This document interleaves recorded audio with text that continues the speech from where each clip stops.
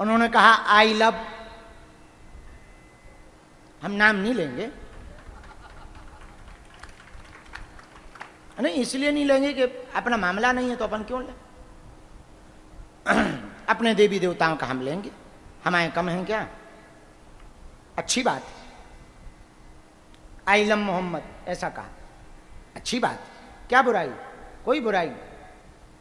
लेकिन ये जो पाछे से तुमने बयान दिए ना कि सर तन से जुदा कर दें, इससे हमें दिक्कत। आप अपने देवताओं की पूजा करो, मजारों पर जाओ, अपने अल्लाह को मानो, अपने ईश्वर को मानो, जो पद्धति है करो, हमको दिक्कत नहीं है। लेकिन तुम हिंदुओं को या हिंदुओं के त्योहारों को टारगेट नहीं कर सकते, ये तुम्हें अधिकार नहीं है। पर हिंदुओं, ये तुम्हारी बुजदिलीपना का परिणाम है कि वो सर तन से जुदा की धमकी दे रहे और तुम चुप बैठे हो। इसलिए हमने प्रण लिया 7 नवंबर से 16 नवंबर तक राजधानी दिल्ली से वृंदावन तक हम पैदल चल के हिंदुओं को जगाएंगे। और ये पदयात्रा केवल भारत को हिंदू राष्ट्र बनाने के लिए है। हम 3 प्रदेशों से होकर के जा रहे हैं, दिल्ली, हरियाणा, उत्तर प्रदेश। 10 दिनों तक पैदल चलेंगे, जहां शाम हो जाएगी वहीं पर तंबू लगाकर सोएंगे। गली गली, गांव गांव, नुक्कड़ नुक्कड़ में गरीब हिंदुओं को मिलेंगे जो हिंदू हमारे तक नहीं आ पाते, हमसे नहीं मिल पाते। हम उनके गांव गांव जाकर मिलेंगे और यही कहेंगे, जागो रे हिंदुओं, जागो। यदि तुम आज नहीं जागे तो आज वो सर तन से जुदा करने की बात कह रहे, कल वो तुम्हारा सर तन से जुदा कर देंगे। फिर बाद में मत कहना किसी ने जगाया नहीं। और दूसरी बात, एकमात्र धीरेन्द्र कृष्ण शास्त्री के पदयात्रा करने से देश में बदलाव नहीं होगा। इस देश में प्रत्येक परिवार में एक धीरेन्द्र कृष्ण शास्त्री पैदा होना जरूरी है, तभी भारत हिंदू राष्ट्र बन जाएगा। एक विवेकानंद का पैदा होना जरूरी है, तभी भारत हिंदू राष्ट्र बन पाएगा। हमारी प्रार्थना है, तुम कल के इंतजार में मत रहो, आज और अभी से प्रण लो। मनुष्य तन पाकर यदि तुमने 3 काम नहीं किए तो धिक्कार है तुम्हारे मनुष्य तन पर। पहला काम भगवान की भक्ति, दूसरा काम राष्ट्र की भक्ति और तीसरा काम मनुष्य तन की सेवा। और आपका सबसे बड़ा उपकार होगा हिंदुओं, एक बात का तुम्हारा उपकार होगा, 1 घंटा तुम्हारा, 24 घंटे में रोज हिंदू राष्ट्र हमारा। आज जब हम आ रहे थे तो पंडित जी का बालक कहां गया? हाँ, पंडित जी का बालक सुभाष चंद्र बोस बनकर आया, वही बन के आया। हमने नारा दिया, तुम मुझे खून दो। उससे कहा हमने बालक से, उसने तुरंत कहा मैं तुम्हें आजादी दूंगा। तो हमने कहा सही कह रहा है।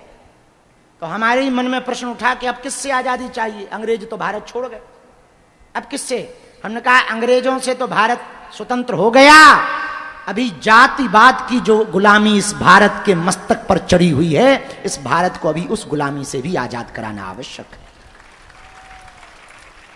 इसलिए जितने भी पंडाल में बैठे हैं, भैया हम अपने लिए ये कार्य नहीं कर रहे हैं, आपके लिए और आपकी आने वाली बच्चों को, बच्चियों की नस्ल को, हिंदुत्व की नस्ल को बचाने के लिए कर रहे हैं। याद रखना, जहां बरसात नहीं होती वहां की फसलें खराब हो जाती, जहां पर संस्कार नहीं होते वहां की नस्लें खराब हो जाती। इसलिए हमने प्रण लिया कि हम पदयात्रा करेंगे। हमारी प्रार्थना है पूरे देश के लोगों से, तुम मेरा साथ दो, हम हिंदू राष्ट्र देंगे। हाँ, लवकुश नगर में, लौड़ी लवकुश नगर, वहां लवकुश जी का मंदिर भी है। हाँ, तो हमारा छतरपुर अद्भुत है। तो यहां क्या सुना रहे थे हम? जटाशंकर, जटाशंकर का कलाकंद।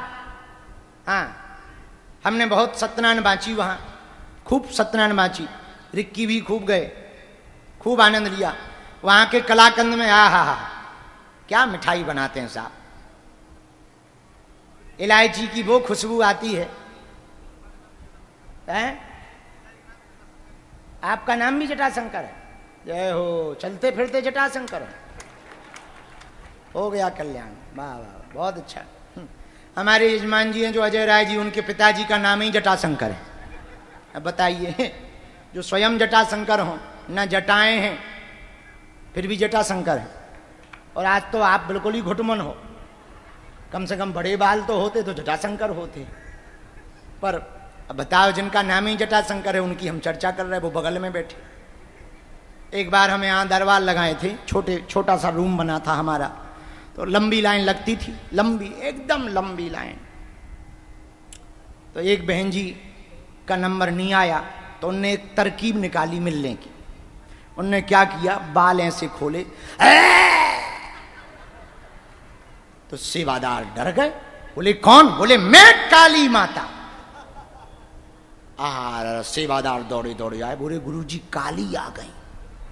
हम कहा कहां से? अरे बोले कहीं से आई नहीं है, एक जन्म में भर आए। हम लाओ काली माता। जब काली माता आ गई, अच्छा, जैसे ही वो जीभ निकारे, चिल्लावे, बाल हलावे, पति हाथ जोड़े, माता माता शांत हो जाओ। हमने पूछी तुम कौन? बोले जिन पे माता आई उनके पति। हम कहा बाबा कौन है ये? काली माता। हम की जी कब से चली आ रही शरीर पे? बड़े कई साल हो गए महाराज। हम की हे काली माता, जीभ क्यों निकाल नहीं, नाराज हो क्या? अरे हमारा बेटा होकर के हमें नहीं पहचाना, दिन भर से हमें लाइन में खड़ा किए है। हमने कही माता गलती हो गई, तुम वो लाइन में लगी थी, हमें नहीं आई समझ में माता। हमने कही माता बुरा ना मानो, आप काली माता, हम तो साधारण दास हैं, हमारी तो साधारण देवताओं तक पहुंच है, सन्यासी बाबा तक पहुंच है। उनने भी हमें नहीं बताया कि तुम काली माता हो। अब लेकिन आ गई सो आ गई। माता बुरा ना मानो, आपके ही सब कुछ है, आप तो त्रिपुर सुंदरी हो, जानने वाली हो। हे माता, हमको एक दुर्गा सप्तशती का श्लोक सुना दो। अब माता नाराज, और इतनी नाराज बाल ऐसे आगे कर, मेरी ताकत को नहीं जानता, मुझसे सिद्धियां पाकर मुझसे ही जवान लड़ाता है, मैं सब भस्म कर दूंगी। हमने कहा माता भस्म सब कुछ बाद में करना, पहले ये नारियल ही भस्म कर दो।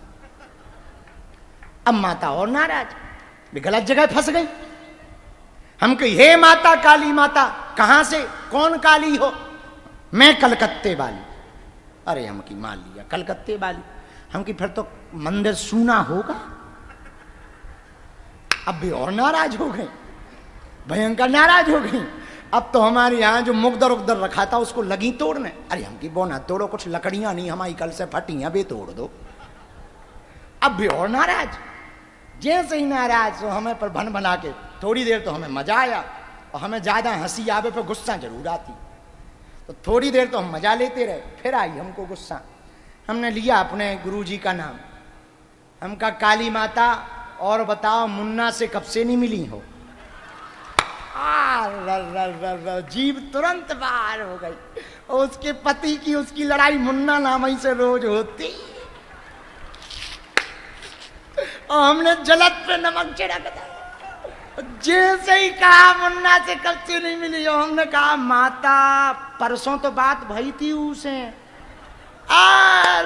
पति को दिमाग भन भनागा, दे पटा। माता तुरंत बाल समेटत नजर आई। हमने पतिया बुला के 2-4 ज्ञान और दो। बाद में पता नहीं है कि रिश्ता बचा कि नहीं बचा, लेकिन ये पता है कि उस दिन के बाद हमारे दरबार में, अरे भाई हमने देवी का मजाक नहीं बनाया, आप बुरा मत लेना, अन्यथा वो त्रिपुर सुंदरी आद्य शक्ति, जिसकी सीमा शक्ति की नहीं। हमारी 3 पीढ़ी हनुमान जी की सेवा करत करत गुजर गई। हम इनको 17, 18, 19 साल हो गए सेवा करत, 19 साल हो गए सेवा करत। हनुमान जी की पूंछ को एक बाल नहीं दिखाना, और किसी इतना मल से भरा शरीर, आंखों में क्या निकलता है? कीचड़। कान में क्या निकलता है? कचरा। नाक में क्या निकलता है? कचरा। मुंह में सुबह ब्रश ना करो तो क्या निकले? गंदगी। मल से भरा शरीर, इस अपवित्र शरीर में वो पराम्बा बैठ जाए और तुम झेल लोगे, उसकी शक्ति को झेल लोगे। उनकी कृपा हो सकती है, उनका आशीर्वाद हो सकता, लेकिन वो शरीर में नहीं आ सकती। हाँ, उनकी कृपा हो सकती, पर साक्षात रूप में तो असंभव है भैया। अब किसी में आती हो तो हम बुराई नहीं कर रहे, भगवान बचाएं, जिसमें आवे तो भगवान करे, जय जय होवे। माता हम पे भी कृपा बनाए रखना, देवी माता खूब कृपा बनाए रखना। एक बार ऐसे ही रामलीला हो रही थी, रामलीला में एक जने नरसिंह भगवान बने, सो हिरण्यकश्यपु को मारना था। लीला में थोड़ी मारते हैं, लीला करते हैं लेकिन उनने लो सो सही में मार दो गला दबा के। तो पुलिस पकड़ के ले गई।